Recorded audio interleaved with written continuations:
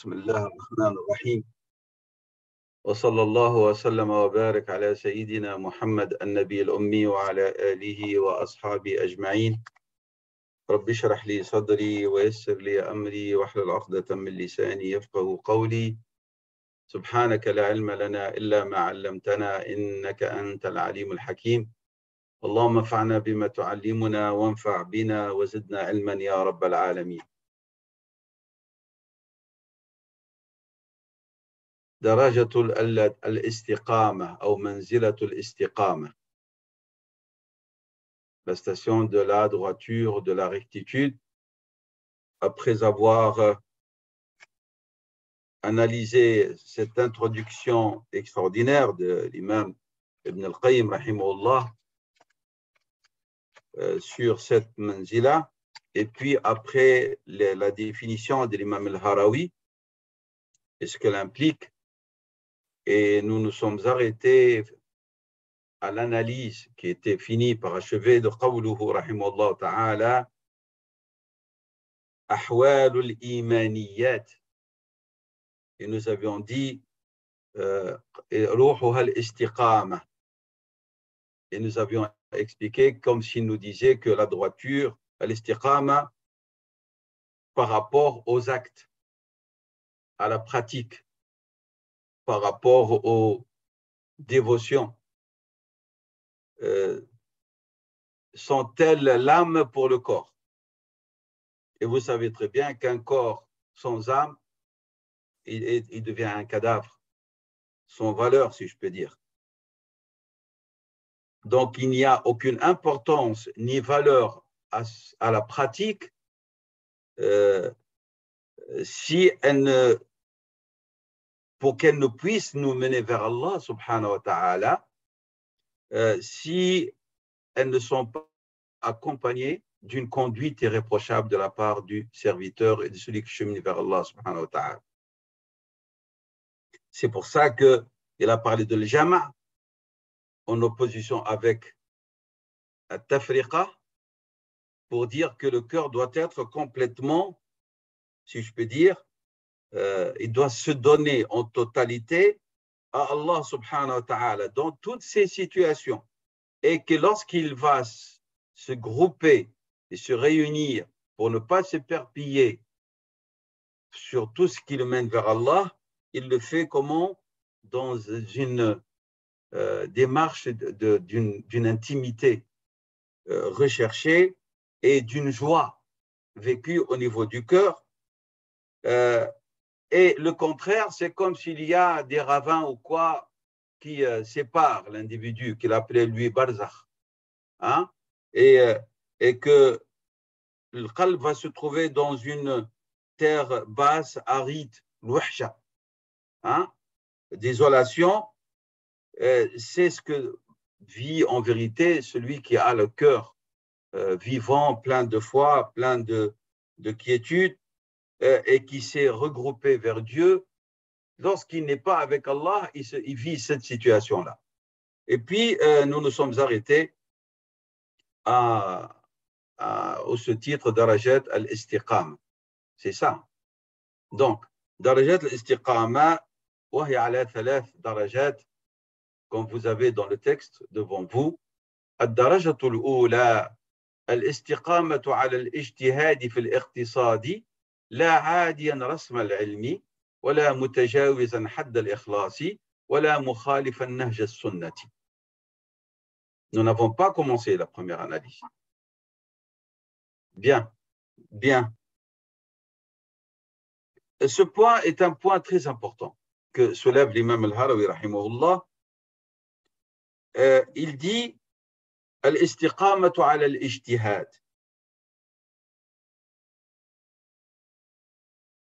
C'est comme s'il veut dire, tu dois fournir un effort, un tajtahida fi ad-din, dans ta pratique, un tajtahida fi at-ta'at, dans l'exécution.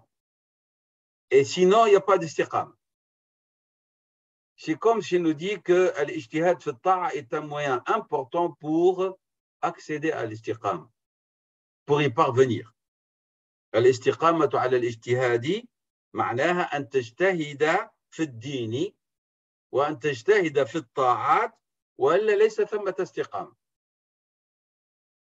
فالاستقامة elle se construit sur la base de l'ijtihad في الطاعة dans l'adoration. Mais il y a une condition. La condition, c'est qu'il faut qu'il y ait un équilibre. Tawazun. Qu'il y a une justesse, un tidal. C'est pour ça qu'il a dit, rahimahullah, الاستقامة على الاجتهاد في الاقتصاد. C'est-à-dire تجتهد في الطاعات ولكن comment؟ بالاقتصاد، يعني أن يكون هناك توازن، أن هناك اعتدال وليس هناك إفراط أو تفريط. Pas d'excès dans les deux sens. Pourquoi? Parce que الاقتصاد, on va le prendre dans les deux sens. Al-iqtisad dans le sens vraiment y aller avec justesse, ou al-iqtisad peut dire aussi avec économie. C'est-à-dire, l'effort n'est pas un effort fort, si je peux dire. Il est faible. Donc, al-istiqamatu ala al-ijtihadi fi al-iqtisadi.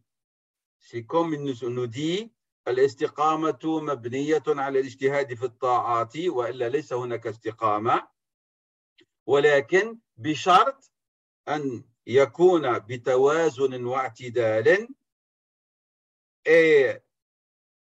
يجب أن لا يكون هذا الاقتصاد من نوع il ne faut pas que cet iqtisad soit dans le sens d'une économie qui diminue l'intensité de la ferveur.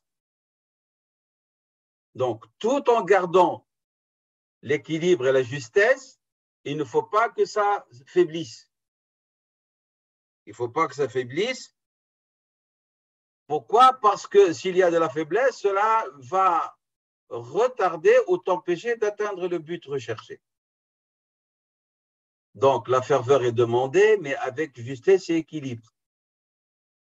C'est clair? C'est pour ça que, du point de vue économique, lorsque vous dites l'iqtisad, l'économie, c'est quoi l'économie? C'est-à-dire, c'est comment parvenir à fructifier à ton capital de la manière la plus facile et la plus courte où il y a le moins de danger. Mais il y a un effort. C'est pour ça qu'on a appelé l'économie en arabe iqtisad.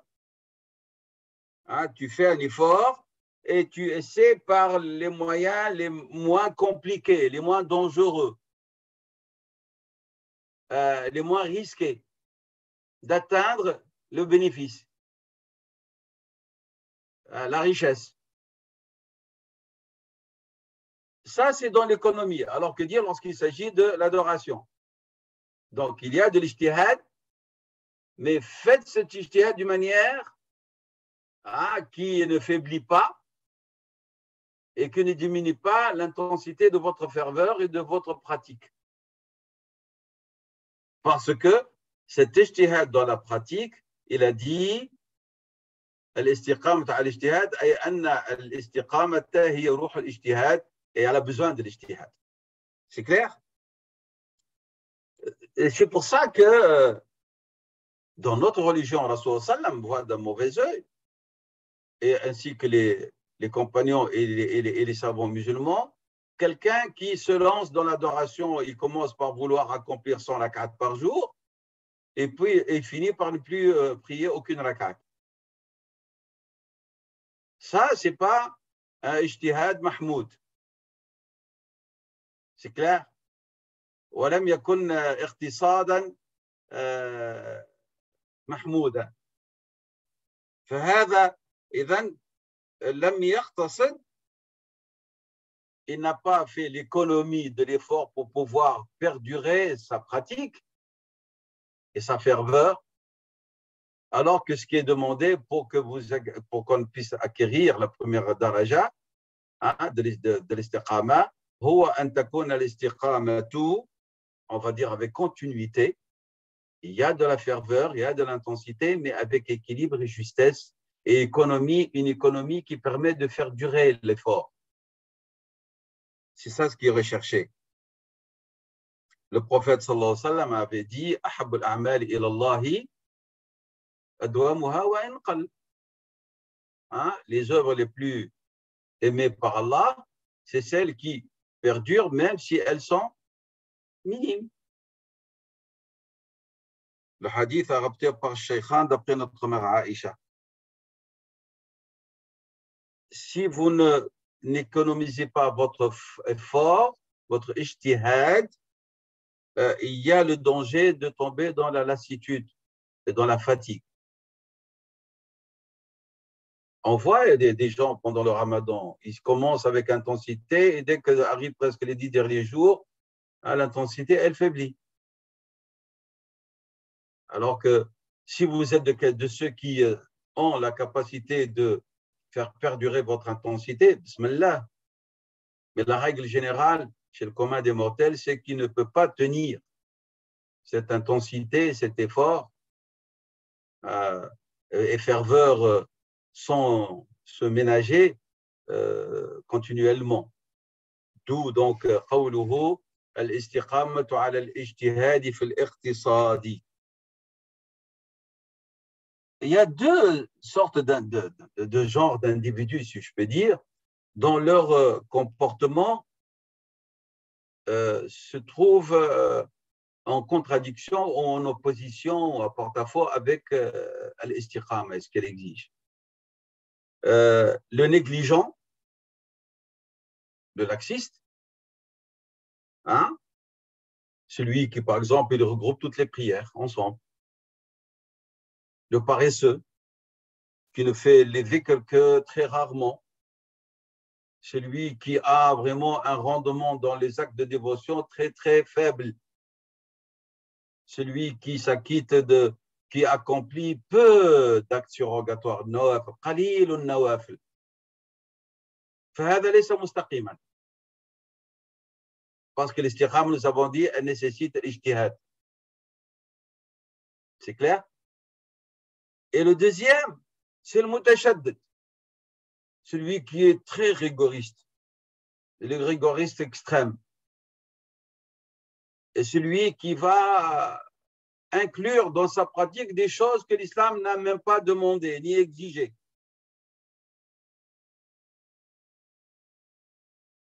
Et il veut vraiment montrer une performance dans sa pratique plus que les autres, ou dans sa compréhension de la religion.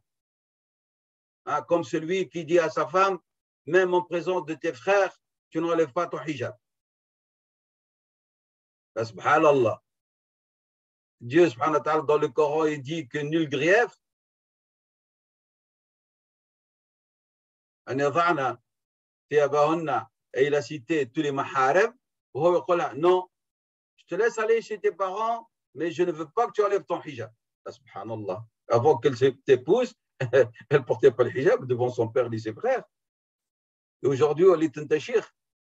جديد في الدين هذا كله يعني شيء la jalousie, la teneur de la pratique. هذا المتشدد. Qu'est-ce qu'il a fait? Il a pris position en opposition avec la parole de Dieu subhanahu wa ta'ala et les directives de la sallallahu alayhi wa sallam. Comment peut-on prétendre être quelqu'un sur la voie de la droiture alors qu'on s'oppose à celui qui t'a fixé et qui t'a montré les moyens d'y parvenir, tu lui désobéis. Et là, on comprend pourquoi les compagnons et les ulama salihin, ils étaient fermes et ils se fâchaient lorsqu'ils disaient à leurs enfants ou à leurs proches ou à quelqu'un, ils leur rappelaient une directive divine ou prophétique et l'autre, il dit, moi, je ne veux pas. Alors, Sayyidina Omar a juré de ne plus parler à son fils qui empêchait ses épouses d'aller à la mosquée par jalousie. Il lui a dit, le prophète sallallahu alayhi wa sallam a dit, n'empêchez pas les servantes de Dieu d'aller dans les maisons de Dieu. Il lui a dit, moi je ne veux pas. Lui, il a dit, moi je te dis, Dieu dit, toi tu me dis, je ne veux pas. Voilà, là, c'est ce rigoriste qui va et prend position comme s'il est plus attaché à la religion que notre prophète, sallallahu alayhi wa sallam.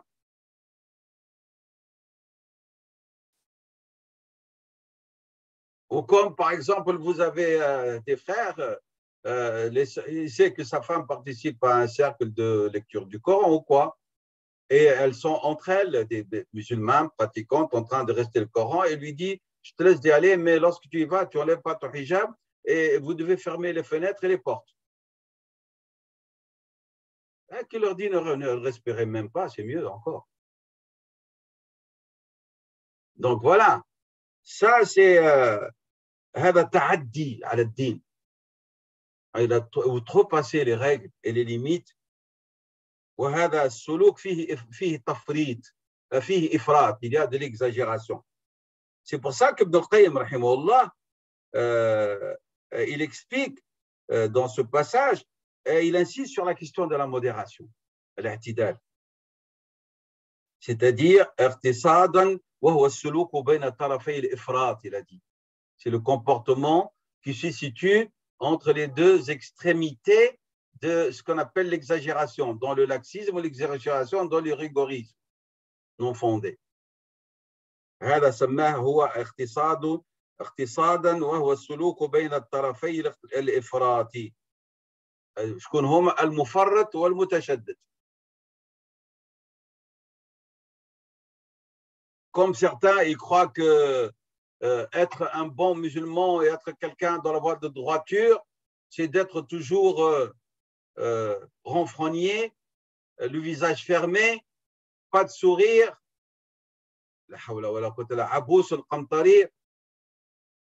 pour dire qu'on est quelqu'un de sérieux. Un musulman, je suis sérieux. Subhanallah. Mais le hadith du prophète sallallahu alayhi wa sallam, le fait que tu souris à la rencontre de ton frère, c'est une aumône, c'est une erreur de la part de la sallallahu. Il n'aurait pas dû le dire. Il aurait dit, avoir le visage renfrogné, c'est la qualité du vrai croyant. C'est ça. Et donc, on ne comprend pas. C'est pour ça, قال رحمه الله تعالى Ibn al-Qayyim, en commentant la parole de l'Harawi, parmi la conduite du salaf, il considérait que parmi les fondements d'une adoration correcte, al-iqtisad fi al-amali ma'a al-ihtisam bis-sunnati. C'est vraiment d'avoir une pratique avec modération et quoi? Et l'attachement ferme à la sunna. C'est ça. Al-ihtisad, la modération, t'éloigne de tashaddud, de l'extrémisme. Et l'attachement à la sunna, elle va te préserver de tomber dans les innovations. Et le danger qu'a guetté les musulmans et dans lequel bon nombre sont tombés, c'est ça. Soit l'exagération, soit l'innovation. Regardez un peu, faites l'analyse dans votre tête de l'image que vous renvoie le monde musulman et les musulmans, et vous allez trouver qu'ils sont divisés entre ces deux-là. Soit c'est des exagérés, soit des laxistes qui sont tombés dans les innovations. قوله رحمه الله تعالى لا عاديا رسم العلم لا عاديا رسم العلم. Alors, qu'est-ce qu'il voulait dire par cette أي لا تتعدى, tu ne dépasses pas, tu n'outrepasses pas ce que la science stipule et indique. أي وقوفا, tu dois t'arrêter avec ce qu'indique la science. تقف عندما يرسمه العلم يبينه يوضحه يوضح معالمه, il fait montrer, expliciter ses significations, ce qui les distingue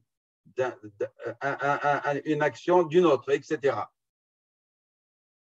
C'est-à-dire, tu ne laisses pas ton imagination devenir la source de la loi. Tu ne laisses pas tes sentiments personnels devenir arbitre au nom de Dieu. Il y a beaucoup de gens, tu parles avec eux, tu dis, mais moi je ressens, je pense. Là, subhanallah, c'est le ressenti qui est devenu la source de la loi de Dieu. Ce que tu penses, toi, la preuve, dalil. ولذلك أكد رحمه الله الهروي أكد أنه لابد من الوقوف عند ماذا؟ عند رسم العلم. Tu dois vraiment te tenir fermement et t'arrêter là à ce que la science t'indique. Et non pas tu laisses ton imaginaire voguer. Hein? Et à ce moment-là, si la religion devient une question de ihsan, de sentiment, ben c'est la porte ouverte devant les quoi? Les interprétations et tout ce qui est ésotérisme. Hein? Parce qu'on a banni l'ilm. On a mis à côté rasm al-ilm.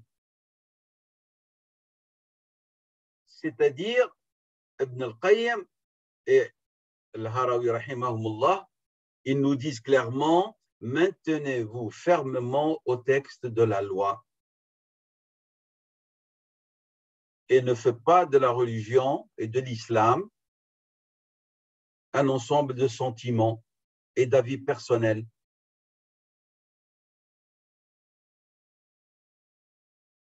إذن فلا تكن عاديا رسم العلم ولا متجاوزا حد الإخلاص. D'un côté, tu ne dois pas outrepasser les limites de la science, c'est ce qu'elle indique. Et qu'est-ce qu'il a dit? ولا متجاوزا حد الإخلاص, c'est-à-dire fais attention que l'istiqama, elle a un lien étroit, très, très étroit, très fort avec niyya, avec ta sincérité, c'est-à-dire avec l'exclusivité. Qu'on a dit l'autre fois, ifrad al-ma'boud, al-fardaniya. Ifrad al-ma'boudi bil-iradati, qui tu cherches? Vers qui tu tends par cette pratique? Vers Allah subhanahu wa ta'ala. Ce serait là, non?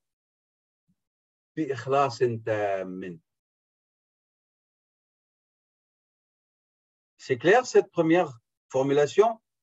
في قوله في الدرجة الأولى الاستقامة على الاجتهاد في الاقتصاد لا عاديا رسم العلم ولا متجاوزا حد الإخلاص. Jusque-là, c'est clair, on a expliqué cette partie. قوله ولا مخالفا نهج السنة. C'est-à-dire que tes pratiques de dévotion par lesquelles tu cherches à transcender, à te rapprocher de Dieu, à gagner daraj de l'istiqama et l'exclusivité, eh ben, elle exige que les actes auxquels tu t'adonnes soient conformes à la sunna de Rasulullah sallam. Et ici, Ibn al-Qayyim, en vérité, il a soulevé d'une manière rapide les attitudes de Khawarij. Ils avaient une istiqama, ceux-là. Vous vous rappelez, c'est le prophète qui l'a dit, il a dit, et lorsqu'il a parlé lorsqu'ils vont apparaître, il a dit des signes distinctifs, il a dit, l'un d'entre vous sous-estimera sa prière lorsqu'il la compare à la leur. كانت عندهم استقامة في العبادة ولكن avec excès et exagération. Et c'est ça qui a fait que le prophète a dit que l'un d'entre eux sortira de la religion comme la flèche qui transperce la cible. Ils vont se trouver en dehors de la religion carrément. فإذا كانت عندهم استقامة مع طغيان.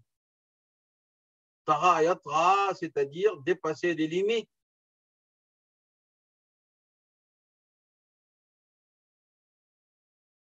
Vous imaginez, lorsque l'un d'entre eux faisait une prière nafila, et ben dans une seule rak'at, il terminait sur le Baqara. Hein? Et dans la deuxième rak'at, il terminait sur Ali Imran.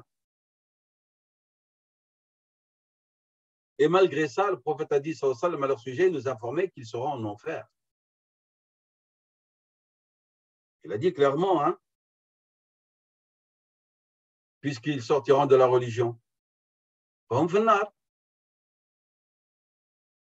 Donc, par exemple, l'image des Khawarij qui ont désobéi à la sunna explicite très bien cette dernière partie de la définition de Daraj al-Oula, قوله رحمه الله l'imam al-Harawi, ولا مخالفا نهج السنة. Ibn al-Qayyim rejette cette forme d'istiqama, de droiture, dans lesquelles il y a de l'exagération et par laquelle on dépasse les limites légales. Et ici, nous, on peut en tirer profit pour notre conduite, dans notre adoration, mais aussi dans notre manière de comprendre la religion, dans notre manière d'appeler à notre religion, c'est-à-dire parce que la da'wa, lorsqu'elle dépasse le cadre et les finalités pour lesquelles elle a été prescrite et considérée comme le meilleur moyen ou la meilleure chose à laquelle peut s'adonner un serviteur. وَمَنْ أَحْسَنُ قَوْلًا مِمَّنْ دَعَا إِلَى اللَّهِ. La meilleure chose et la meilleure parole que puisse dire un être humain, c'est أَنْ يَدْعُ إِلَى اللَّهِ. Mais comment cette da'wa إِلَى اللَّهِ, elle, qui est un moyen extraordinaire pour atteindre la rectitude et la droiture, peut devenir autre chose?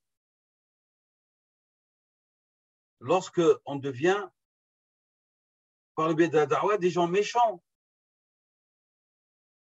Au lieu d'avoir de la compassion envers les égarés, on se place comme des juges. Et c'est là qu'on comprend très bien pourquoi Fathi Haqqan rahimahullah a écrit son livre, son fameux livre « Nahnu du'atun la qudat ». Nous sommes des du'at et non pas des juges. Parce qu'il y a eu des du'at qui sont tombés et on en côtoie encore quelques-uns. Hein. Lorsqu'ils font la da'wa, ils parlent, on dirait que s'il y avait l'enfer devant eux, ils nous auraient jetés tous dedans. Hein. يبقى فيها وحده. Alors que nous voyons comment Rasulullah sallallahu alayhi wa sallam, il était plein de tristesse et de crainte pour sa umma, pour qu'elle ne tombe pas dans l'égarement. Il y a d'autres, on dirait vraiment, ça leur plaît de flageller les musulmans, de les fouetter. Et donc, le livre de Fathi Haqqan rahimahullah est un très très beau livre pour ceux qui savent lire l'arabe. نحن دعاة لا قضاة. C'est-à-dire, nous, on appelle à Dieu les gens avec miséricorde et clémence, et non pas avec brutalité et rudesse, et non pas en excommuniant les gens. Même s'ils ont une mauvaise compréhension de la religion, nous sommes là pour les aider, les soigner, comme Allah nous a bénis en mettant sur notre chemin quelqu'un qui nous a soignés, qui nous a aidés. Ibn al-Qayyim, rahimahullah, il voit que tout le bien, c'est dans l'ijtihad, mais avec ikhtisad. Et ikhlas et muwafaqatan lis-sunnah. C'est ça le résumé de cette daraja. Ijtihadun باقتصاد وإخلاص مقرون accompagné de quoi؟ بالاتباع أو بالتمسك بالسنة.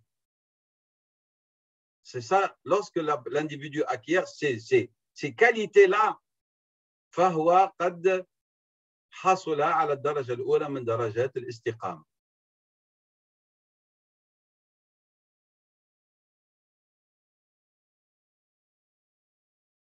C'est pour ça que certains compagnons disaient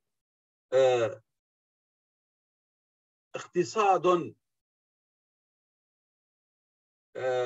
dans la voie, et tout en étant attaché à la sunna, c'est meilleur qu'un ijtihad intense, non conforme à la sunna. Veillez à ce que vos pratiques soit sur le modèle des prophètes, alayhimu salatu wassalam.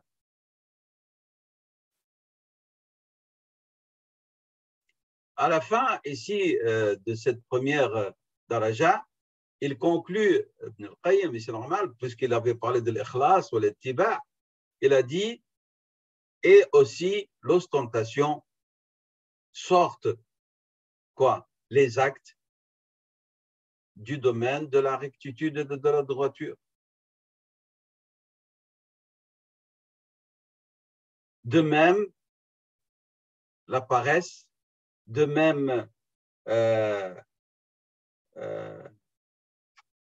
l'absence de vigilance, de même la lassitude et l'abattement sortent ces actes du cadre de l'istiqama. Ça, c'est pour ce qui est de la première daraja, du premier degré de darajat al-istiqama. الدرجة الثانية, il a intitulé, rahimahullah ta'ala, استقامة الأحوال. استقامة الأحوال. Alors, c'est quoi استقامة الأحوال? الهروي va l'expliquer. Il nous dit الدرجة الثانية استقامة الأحوال وهي شهود الحقيقة لا كسبا ورفض الدعوى لا علما والبقاء من نور اليقظة لا تحفظا.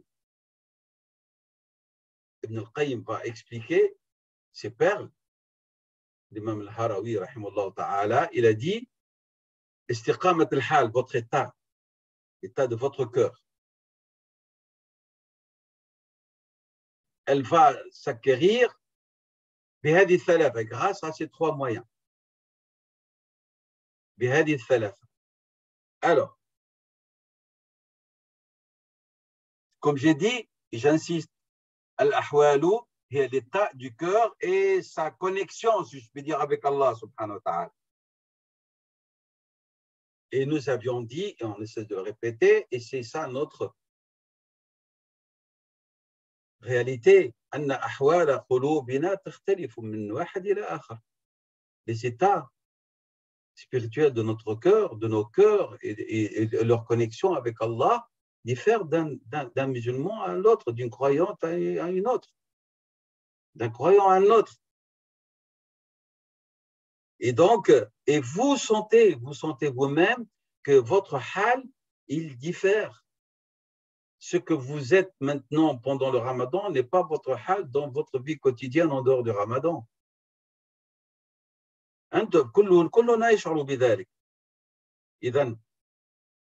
Parfois, on sent qu'on est dans une activité spirituelle tellement intense, on vit des moments de béatitude spirituelle inimaginable, avec une foi intense et une recherche de l'adoration et de la dévotion et de l'évocation et du rappel.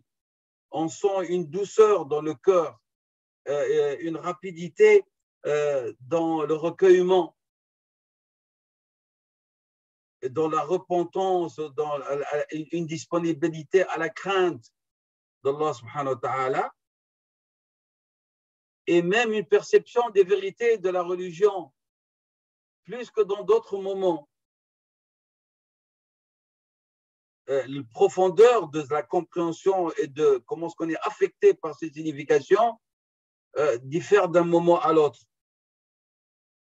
Notre réaction par rapport au nom d'Allah subhanahu wa ta'ala, par rapport à ses attributs, alors que ce sont les mêmes que nous connaissons et que nous disons, que nous récitons, il y a des moments où l'intensité de leur effet sur notre cœur est plus importante que dans d'autres moments. Tout le monde vit cela. Hein? Et parfois même, comment est-ce qu'on est vigilant par rapport à notre regard, par rapport à nos instincts, hein, par rapport à nos désirs. C'est-à-dire, on se trouve à certains moments et on sait ce qu'on veut. On sait ce qu'on veut. Et parfois, on perd tout cela. Et on sent que notre cœur, on dirait vraiment une terre aride. il y a de la sécheresse, il y a de la lassitude, le fautour, avec le ta, fautour, on le sait. Et alors à ce moment-là, on sait qu'il y a du tahawul, on le voit. Et l'ibad, les serviteurs, ils se situent à des degrés différents par rapport à leur hal. Et donc, toutes ces manazil qu'on a étudiées, ces stations qu'on a étudiées, et qu'on a essayé pas d'étudier avec notre esprit, mais aussi avec le cœur présent, parce qu'on ne cherchait pas une compréhension uniquement intelligible, mais on cherchait aussi que les sens que nous exposons pénètrent notre cœur. Et donc, on sent que ce que nous avions vu, on vit ces degrés et ces stations, parfois elles s'en vont, elles ne sont pas là.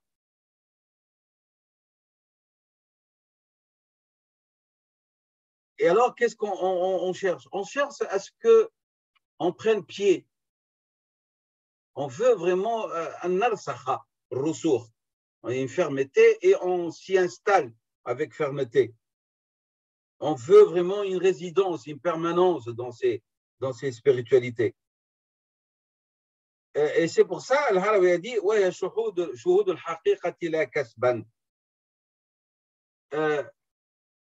On va essayer vraiment de vulgariser parce que c'est intense ce qu'il dit là avec cette parole. Il dit ici shuhud al-haqiqati. Comment est-ce qu'on va, par notre hal, voir par notre cœur la vérité? Il dit, Ibn al-Qayyim, sachez que le haqiqa, il y a deux sortes de vérité. Haqiqa kawniya ou haqiqa diniya. Et il y a une troisième haqiqa qui les unit.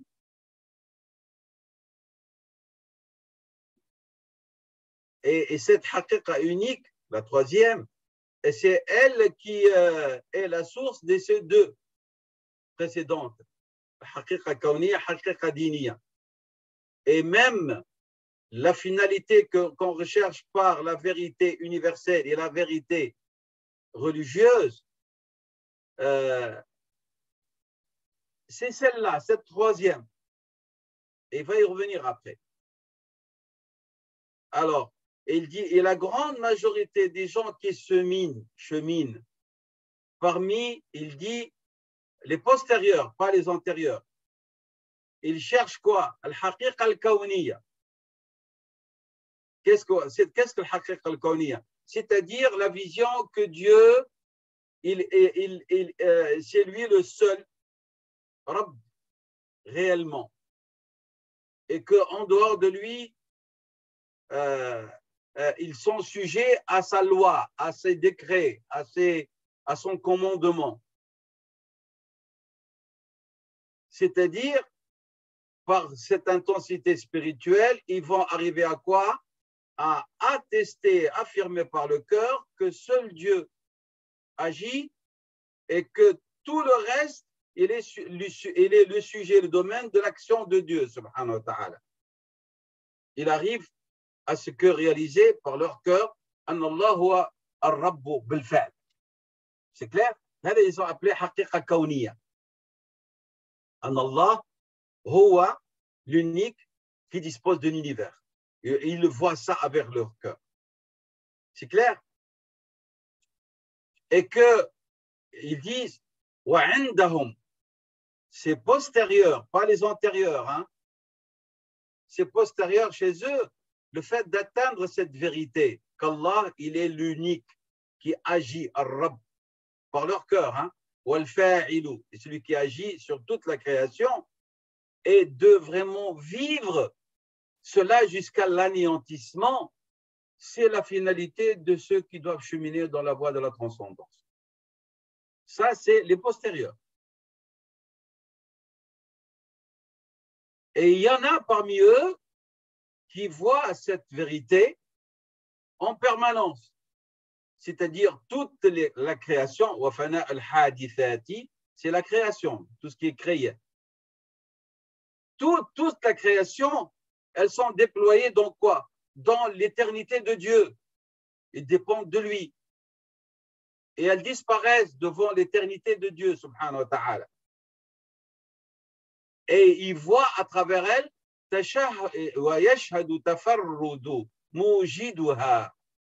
hein?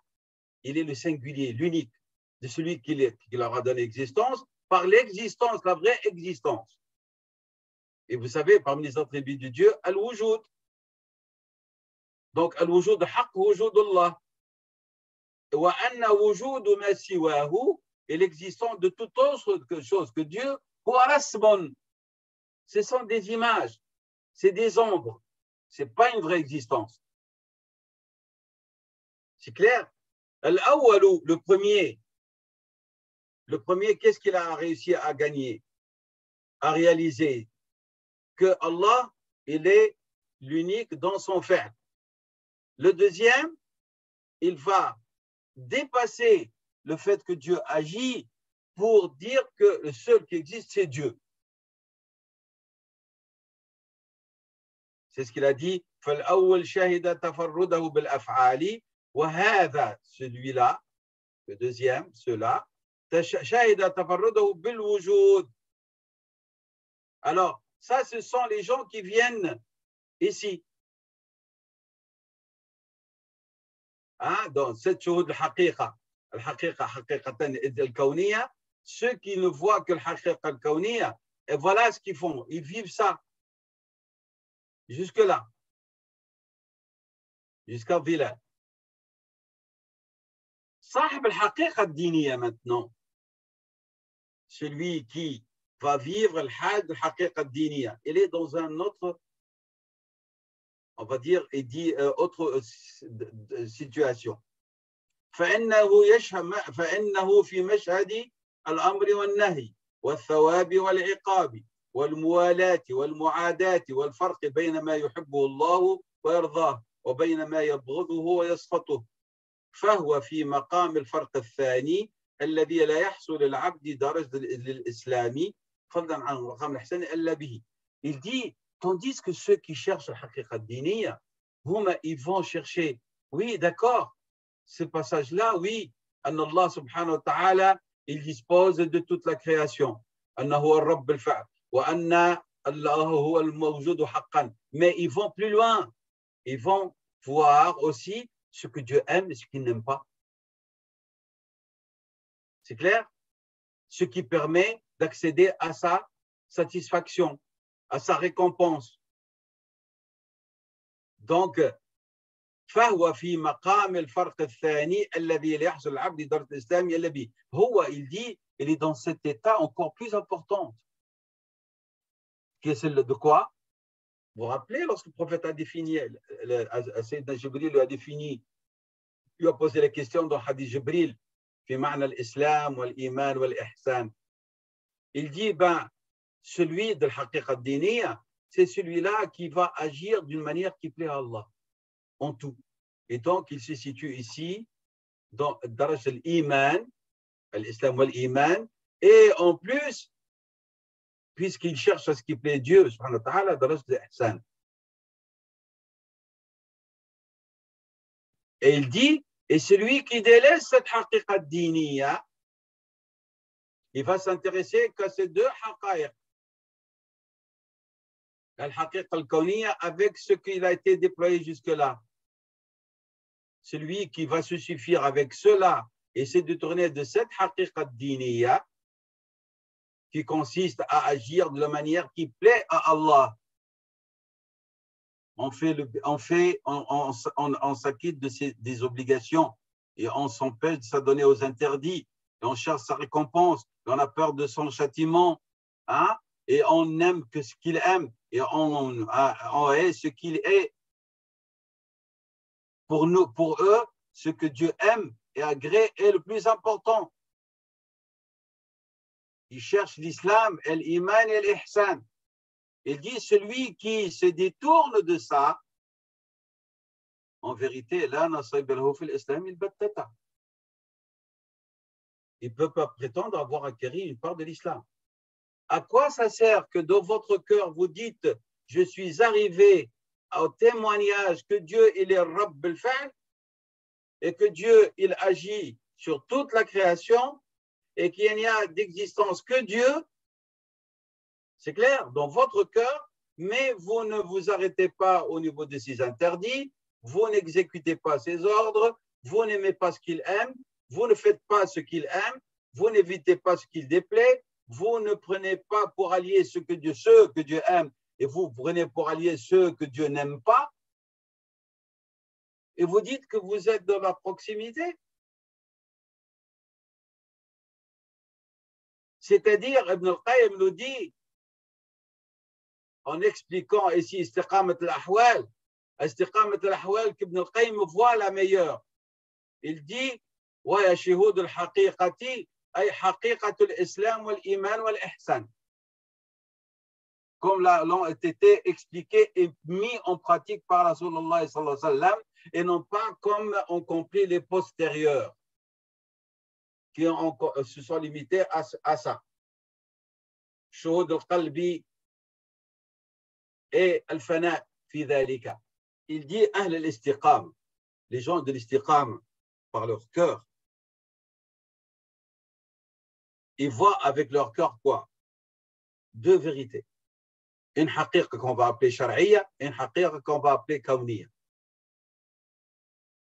C'est clair ça? La haqiqa al-kawniyya c'est quoi? Il a expliqué. Elle est là.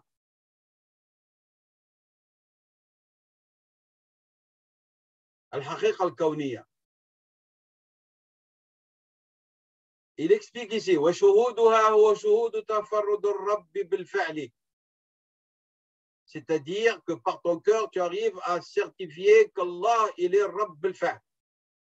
C'est lui le Seigneur. Réellement et exclusivement. Et tout autre que lui, il est sujet d'exécution des ordres de Dieu, de ses décrets, de ses sentences. C'est bien jusque-là, oui. Et puis il explique, il dit, c'est comme un creux dans lequel l'eau coule, c'est-à-dire les ordres de Dieu coulent sur les créations. Ils ne font que les subir. Et puis il dit, et eux, il faut arriver à s'anéantir dans cette vérité. Qu'on devient absent comparé à cette vérité, à l'existence de Dieu. Et il dit, parmi eux, ceux qui voient cette vérité concernant Allah, subhanahu wa ta'ala, il dit, ala dawam, et il voit que toute la création, elle s'anéantit, elle n'a plus d'existence. Il n'y a que Dieu qui existe. Et que tout autre que lui n'est qu'une image, trace, effet. Ben, tafarad Allah subhanahu wa ta'ala par l'action et par l'existence, oui, on y croit, nous. Mais l'haqiqa thalitha est la plus importante, c'est l'haqiqa diniya, shar'iyya. Parce que Allah subhanahu wa ta'ala, il a révélé l'islam comme spiritualité et système de vie. Il n'a pas révélé une spiritualité qui fait que les musulmans vont vivre d'une manière isolée de l'existence des humains. Il leur a ordonné de bâtir une civilisation conforme à ses commandements, d'ordre spirituel et d'ordre organisation, si on va dire vraiment institutionnel, comme Vimet. Si je reprends la parole de Cheikh Saad Ramadan al-Bouti, Dieu voulait d'eux, par le khilafa, qu'il érige une civilisation type. Al-Qalb, il a sa place par sa transcendance, l'âme aussi, et les wal-jawarihu aussi. Parce que l'insan est formé de cette dualité. Ruhun, qalbun, wa jawarih, wa jism. C'est clair? Et c'est comme ça on compris les antérieurs. si on les compare aux postérieurs, qui, lorsqu'ils parlent de spiritualité, ils veulent l'exclure de la vie. D'où la correction de Junayd et d'autres que celui qui veut parler de haqiq à son sharia, il est en dehors de la sunna et de sa conformité. هذه الشريعة هذه الحقيقة الشرعية. cette حقيقة الشرعية والحقيقة الدينية هي الحقيقة التي فيها أوامر الله سبحانه وتعالى. tel que قوله تعالى وقضى ربك ألا تعبدوا إلا إياه وبالوالدين إحسانا. Voilà, ça الحقيقة الشرعية. Et tous les commandements qui suivent dans cette sourate, surtout l'Isra, à partir de 23 et vous terminez la sourate. هذه الحقيقة الشرعية. Qu'est-ce qu'on fait? On les délaisse? Puisqu'il a dit وقضى.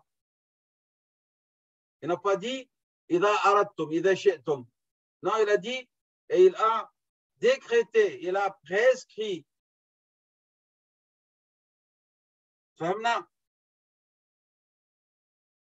Donc ici, il s'agit de awamir shar'iyya. Et on ne peut pas parler de haqiqa kawniyya sans, je vais utiliser un terme maintenant arabe de usul fiqh et je ne vais pas le traduire parce que vous le connaissez. صاحب الحقيقة الكونية يجب أن يستصحب معه الحقيقة الشرعية. الاستصحاب. أن يستصحب qu'il prenne avec lui. الحقيقة الشرعية. لأن العبد لا يستقيم. Il ne peut pas être dans la droiture, la rectitude par الحقيقة الكونية إلا بأوامر الله تعالى وبتوفيق الله تعالى. En l'absence d'Awamir Allah, il peut s'égarer. Et les preuves sont là. لمن قال بالاتحاد. Pour celui qui a cru et défendu la quoi? La fusion entre Allah et la création. Allah subhanahu wa ta'ala mutafarridun bil fi'li. Naam. Il est seul à agir subhanahu wa ta'ala dans sa création. Et tout autre que lui, c'est le lieu de l'exécution de son action subhanahu wa ta'ala. On y croit fermement. Mais celui qui va nous permettre un nastaqima, dans la droiture, puisqu'on parle de l'istiqama, un nastaqima على الحقيقة الشرعية هي lorsqu'on dit اللهم أعنا على ذكرك وشكرك وحسن عبادتك. الله. فالعون de qui? من الله سبحانه وتعالى. Et ce n'est pas par ton cœur parce que tu as pu toucher, atteindre la vérité. فالله سبحانه وتعالى وقوله لا كسبا. لا كسبا, c'est-à-dire que lorsque tu arrives à atteindre cette vérité, tu ne l'as pas acquis par ton effort. ليس بالكسب. الكسب هو من أعمال النفس. C'est le nafs qui agit et qui acquiert. فالحقيقة ne peut être une vraie haqiqa que lorsque vraiment tu t'appuies sur Allah subhanahu wa ta'ala.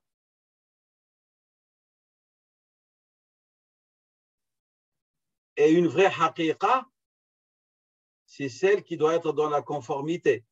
Et lorsqu'elle est dans la conformité, qu'est-ce qu'elle va faire? Elle va alimenter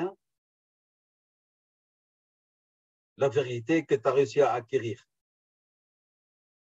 لأنها alimentée par quoi? Par la sunna, par la haqiqa shar'iyya. Et lorsque tu n'as pas cette haqiqa shar'iyya, eh ben, tu es en train de l'alimenter par quoi? D'une source où il y a du mensonge, du faux. Et alors, ta haqiqa, à ce moment-là, qu'est-ce qu'elle fait? Au lieu d'être alimentée, et sa lumière va devenir de plus en plus intense, sa lumière va de plus en plus s'éteindre. لأن إذا كان المصدر كاذبا فإن الحقيقة لا يمكنها أن تشتعل نورا بل نورها سينطفئ. واضح هذا الكلام؟ En plus, tu ne dois pas considérer que si tu es sur la voie de la droiture, que cela est dû à ta propre capacité et à ta force. بل هو بتوفيق من الله تعالى فليس بحولك ولا قوتك. Tu dois attribuer ton istiqama à Allah par respect et bienséance envers Allah subhanahu wa ta'ala. فتأدبا مع الله لا تنسب استقامتك لنفسك فقل هداني ربي. Dis, c'est mon Seigneur qui m'a fait parvenir à ce stade d'istiqama ou de droiture ou de guider. قوله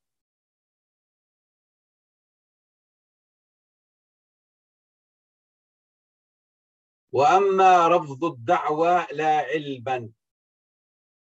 C'est ce que je viens d'expliquer maintenant, c'est-à-dire tu ne dois pas attribuer cette hal dans lequel tu es à ta propre personne. Parce que tu ne peux pas prétendre être mustaqim si tu es arrogant et tu manques de bienveillance, de respect envers Dieu et tu t'attribues à toi-même cet état. Et Dieu dit dans la sourate Al-Imran, Laysa laka min al-amri shay. Tu ne peux pas te targuer d'avoir acquis quoi que ce soit, même au niveau de la spiritualité. C'est de la part de Dieu. Et tu dois délaisser cette prétention, pas uniquement au niveau du langage, da'wa. Il dit, même au niveau de ce que ton cœur témoigne et de ce que ton état manifeste. في حالك وفيما تدعيه وفيما تقول أن قلبك شهده, tu dois délaisser cette affirmation, c'est que أنك استقمت بكسبك. أن تدعي أنك استقمت بكسبك بعلمك par ton savoir. C'est clair? Ça, c'est la première partie. Mais après, il dit وأما قوله لا علما.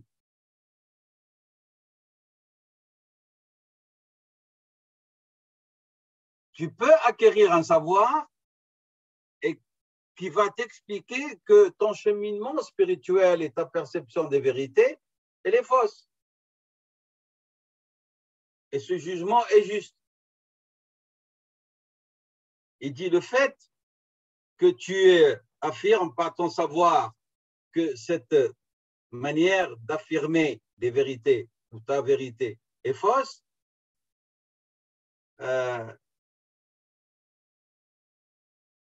ne doit pas être uniquement la cause pour laquelle tu délaisses une chose. Mais tu dois délaisser parce que tu n'atteindras pas l'istiqam sans la délaisser.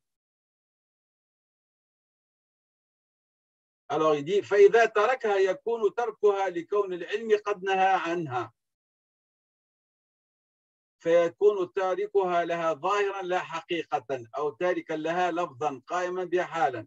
Il dit le savoir t'a fait comprendre que telle manière de saisir les vérités est fausse.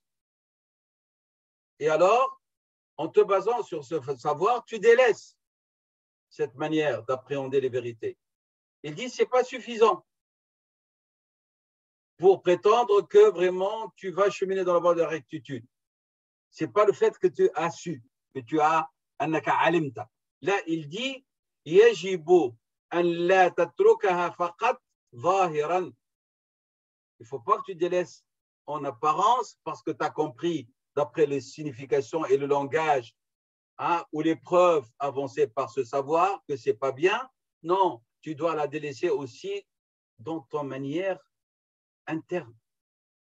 Je m'explique. الحقيقة الشرعية elle est claire. هناك الحقيقة الكونية et d'autres حقائق. Si حقيقة كونية ou autre حقيقة que ton cœur prétend avoir atteint, elle ne peut être acceptée que si elle se base sur le savoir. On est d'accord là-dedans. ce savoir qui va te permettre de délaisser cette fausse haqiqa, il ne faut pas que tu la délaisses uniquement en apparence, parce que le savoir que tu as indiqué qu'elle n'est pas bonne. Il faut que tu dépasses le savoir à la délaisser dans ta manière d'être au fond de ton cœur et dans ta manière de vivre cette spiritualité. C'est ce qu'il voulait dire. C'est-à-dire, ton délaissement ne doit pas être un délaissement basé sur l'ilm uniquement, al-hamilu laha, c'est-à-dire ce qui te pousse à.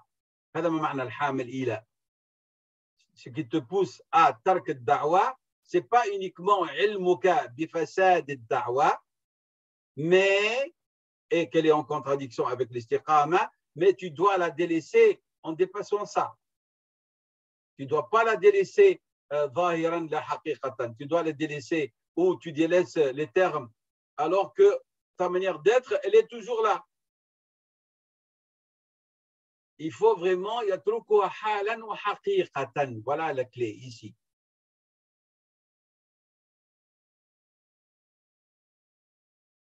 Comme quelqu'un qui délaisse quelque chose qu'il aime, mais dont l'amour de cette chose peut lui être nuisible. Il aime quelque chose. وحب هذا الشيء peut lui être nuisible dans son hal. Alors qu'est-ce qu'il fait? Il le délaisse. Et c'est pour ça le sens réel de ce verset. Lorsque tu aimes quelque chose et tu la délaisses, hein? من أحب شيئا تضره محبته حبه حالا وحقيقة. Celui dont l'amour peut lui nuire dans son état spirituel et dans la vérité qu'il doit témoigner par son cœur. Ce genre d'individu, lorsqu'il est à ce degré qui est très élevé, il va à la fin arriver à une vérité, c'est que même cette position qu'il prend, elle n'est pas due à son effort à lui. Elle est vraiment de la part de Dieu. Même dans ces situations-là. C'est un état, c'est un degré très élevé. Hein.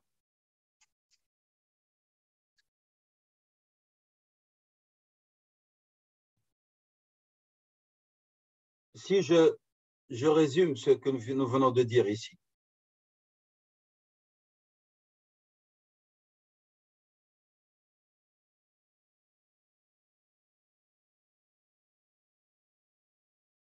C'est comme si Ibn al-Qayyim rahimahullah veut expliquer que l'imam Harawi a dit que l'istiqama dans ce degré ne peut pas être acquise par ton effort, bikasbika. Mais c'est une gratification de la part d'Allah subhanahu wa ta'ala. Et même si tu délaisses des choses qui vont à l'encontre de l'istiqama pour acquérir l'istiqama, même cela, et même si cela est basé sur un savoir acquis, en vérité, tout cela revient à Dieu subhanahu wa ta'ala. فَلَيْسَ لَكَ مِنَ الْأَمْرِ شَيْءٍ. فَالْفَضْلُ كُلُّهُ لِلَّهِ. Même dans les في أحوال قلبك. C'est clair, ce petit résumé? C'est Allah qui te préserve de ton nafs, et ce n'est pas ton nafs qui a pris conscience qu'il va se préserver contre elle-même. فالله الذي حماك من نفسك ويحفظك وليست نفسك التي تحفظك. Et c'est pour ça que Dieu nous a légiféré et institué l'isti'adha. استعاذة من الشيطان استعاذة من النفس ونعوذ بالله من شرور أنفسنا وسيئات أعمالنا. C'est clair, ce langage qui est d'une grande spiritualité, intensité, hein, profondeur. Il dit après Al-Baqa'u ma'a nur al-yaqadha. Al-Baqa'u ma'a nur al-yaqadha.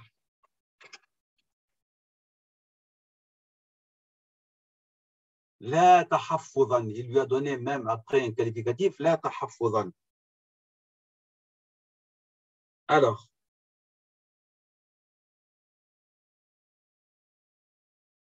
ton état avec Allah ne peut perdurer que si tu es dans un état de vigilance et d'éveil permanent par ton cœur.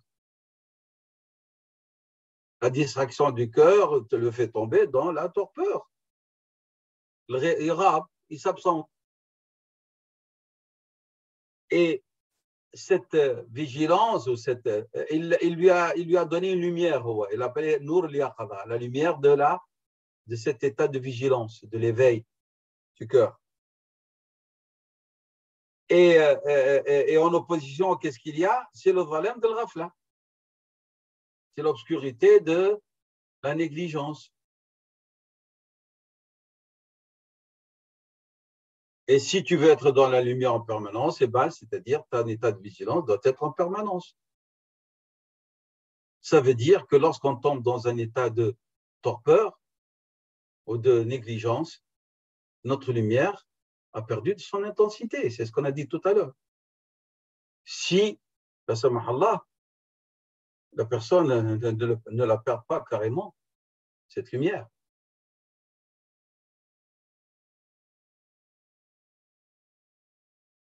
Et si sa lumière ne se perd pas, ne s'éteigne pas, c'est par la préservation d'Allah subhanahu wa ta'ala. Donc, si Allah subhanahu wa ta'ala, huwa al-hafidhu. Hein? Et donc, c'est non pas parce que on est dans un état de prudence et d'éveil permanent. C'est pour ça qu'il a dit, à la fin de cette phrase, il a dit, hein, والبقاء من نور اليقظة لا تحفظا. نور اليقظة ليس لأنك أنت tu t'es mis dans un état de vigilance que cette lumière reste. Mais non, Rabbi subhanahu wa ta'ala, amène tout à Allah. C'est clair? Alors, si nous résumons ces paroles de grande qualité du deuxième degré, 3 éléments sont importants ici. Yaqadha, istidamatun laha, je vais traduire, hein. وشهود أن ذلك كله بالحق سبحانه وتعالى لا بك. Donc, deuxième degré de cette istiqama, 3 éléments importants pour l'acquérir: éveil, permanence de l'éveil, de l'état de vigilance, témoignage du cœur que tout cela c'est de Dieu et par Dieu que se réalise et non pas par toi et par ton effort et par ton acquisition. Je l'ai dit en arabe, هذه الدرجة تدور حول 3 معاني أساسية: يقظة، استدامة لها، وشهود أن ذلك بالحق سبحانه وتعالى لا بك. C'est clair ça? 3e degré, قوله رحمه الله تعالى: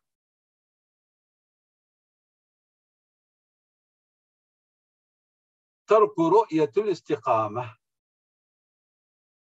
قال الدرجة الثالثة: استقامة بترك رؤية الاستقامة وبالغيبة عن تطلب الاستقامة بشهود إقامة وتقويمه الحق.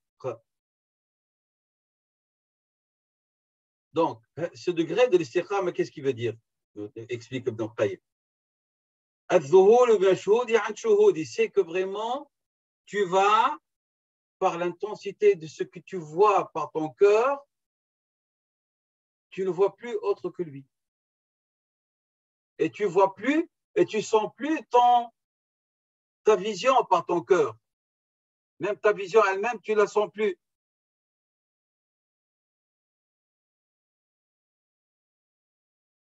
Alors, si tu prends le chemin de la droiture, alors fais attention de ne pas éduquer ton âme à acquérir la qualité ou la station de l'istiqama parce que tu cherches à te préserver par précaution, par la précaution. Il ne faut pas que tu fasses ces démarches-là de rechercher l'istiqama parce que tu ne te vois mustaqim que par précaution et fais attention que aussi que ce que tu prétends ne soit pas que de pure allégation, d'ira'at.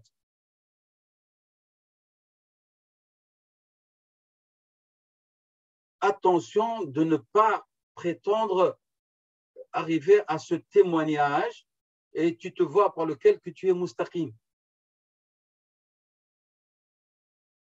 Le vrai mustaqim, il se voit toujours négligent. Il ne prétend même pas avoir atteint le degré de la droiture.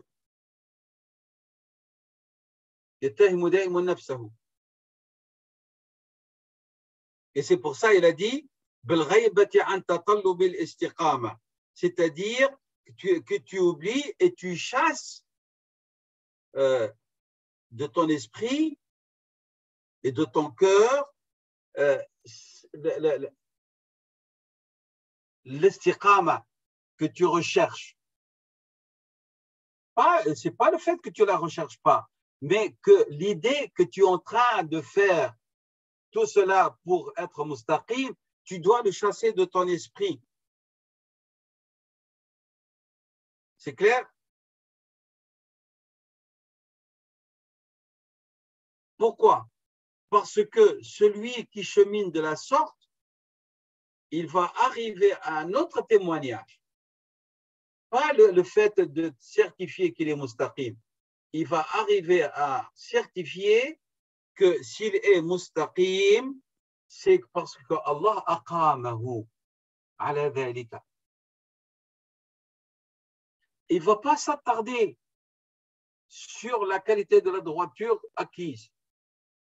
Il va se pencher plus sur celui qui lui a accordé cette qualité de la droiture, à laquelle il ne prétend pas par prétention. Bien qu'il est en train de déployer des efforts pour être mustaqim. Il ne la réclame pas, il ne prétend pas annahu yushahiduha, mushahadatuha. Il arrive à même l'éclipser de sa pensée parce qu'il est en train de s'activer pour devenir mustaqim. Il ne s'arrête pas pour dire est-ce que je suis mustaqim et il va se focaliser sur autre chose. C'est de أن يشهد أن الله هو الذي أقامه على ذلك. C'est pas évident, hein? Ça bouscule notre manière de voir l'iman ou tazkiya. Pour qu'à la fin, tu disparais, entre guillemets, comme entité, comme volonté, comme irada, et n'apparaît à travers toi que la volonté de Dieu qui s'exerce sur toi et qui a fait de toi un mustaqim. Qui a fait de toi un mustaqim, pas parce que tu le dis, parce que Allah subhanahu wa ta'ala t'a accordé cette qualité, et toi tu fais quoi? Tu es en train de t'activer pour témoigner par ton cœur que c'est lui qui t'a gratifié. Et non pas que tu es en train d'observer le sujet de la gratification. Allah subhanahu wa ta'ala.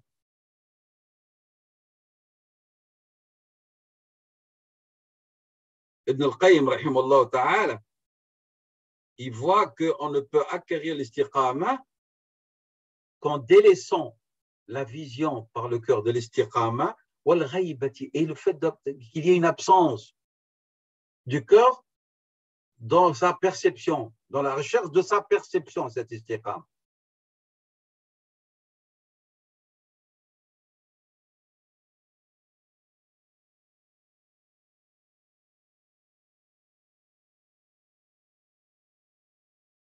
C'est-à-dire, toute ton œuvre à toi disparaît.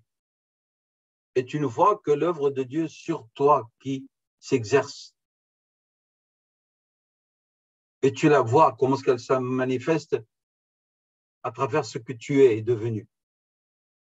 Sans t'attarder sur ce que tu es devenu.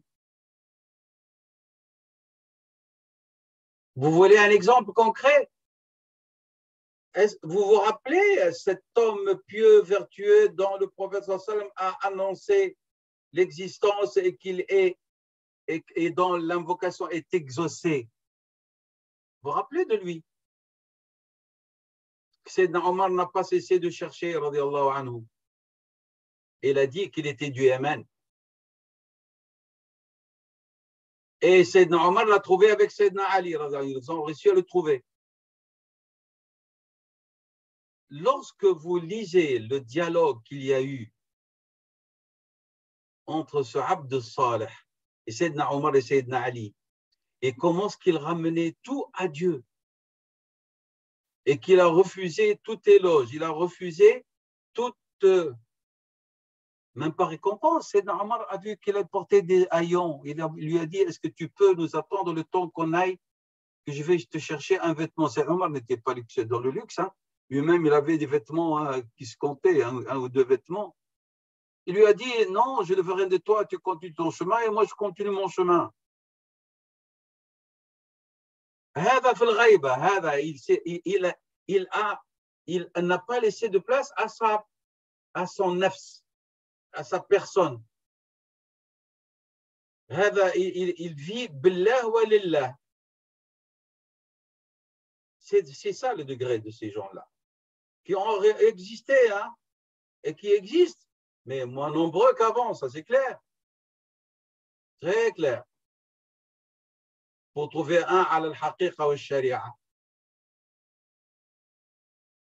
وفي غيبة عن نفسه وعن شهود نفسه فكأنه غاب برؤية مشهوده وتوفيقه غاب برؤية بقلبه الله سبحانه وتعالى هو المشهود. Comment? À travers أفعاله, pas Allah comme être, hein? يرى الله بفعله سبحانه وتعالى غاب برؤية الله بشهود الله كأنك تراه فإن لم تكن تراه فهو يراك. غاب يقول هنا برؤية مشهوده وتوفيقه son assistance سبحانه وتعالى عن رؤية أعماله. Le serviteur, il ne voit plus son œuvre. Et nous trouvons bien sûr cela, l'exemple très concret dans la vie de qui? Des Anbiya ou al-Mursalin. Alayhi salatu wassalam. Si l'un d'entre vous dit où est-ce qu'on peut voir ça, اقرأوا القرآن. اقرأوا القرآن واقرأوا et lisez quoi? Le comportement et la sira de Sayyid al-Mursalin et des messagers et des prophètes de Dieu alayhi salatu wassalam. Un exemple, qu'est-ce que dit Sayyidina Sulayman alayhi salam lorsque la reine des fourmis, elle a dit وَقَالَتْ نَمْلَةٌ. Elle a attiré l'attention. Attention, que Sulayman ne vous écrase. Il ne vous casse. Si nous traduisons de manière fidèle. Lui et ses soldats. Sayyidina Sulayman, est-ce que Sayyidina Sulayman a vu sa personne? Regardez la réaction rapide de Sayyidina Sulayman. La sourate An-Naml, les versets 18 et suivants. قال ربي أوزعني أن أشكر نعمتك التي أنعمت علي. Directement, c'est Allah. ربي أوزعني أن أشكر نعمتك التي أنعمت علي. Lorsque celui qui a ilm al-kitab lui a fait venir dans un clin d'œil le trône de la reine de Saba, quelle était l'attitude de Sayyidina Sulayman alayhi salam? Il a dit فلما رآه مستقرا عنده قال هذا من فضل ربي.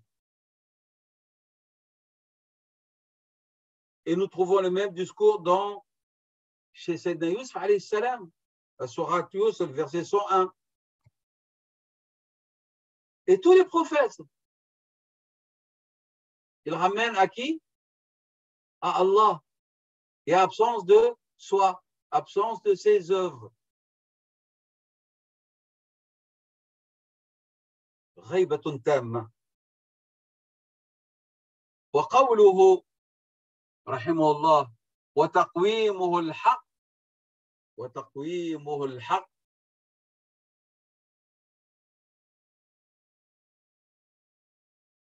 c'est-à-dire celui qui l'a redressé. وقلنا الاستقامة من التقويم. Vous vous rappelez au début, parce qu'on a ramené la racine, les différentes racines et dérivées. Alors, celui qui arrive à ce degré, il arrive à affirmer quoi? Par son cœur et par son état. Qu'est-ce qu'il affirme réellement? Anna, celui qui l'a redressé, qui l'a réformé, qui l'a éduqué, celui qui l'a affermi, qui l'a instauré sur cette daraja de la rectitude, هو الله سبحانه وتعالى. هو الحق جل جلاله. فالله الذي قومه وتقويمه الحق هو الذي قومه. C'est clair?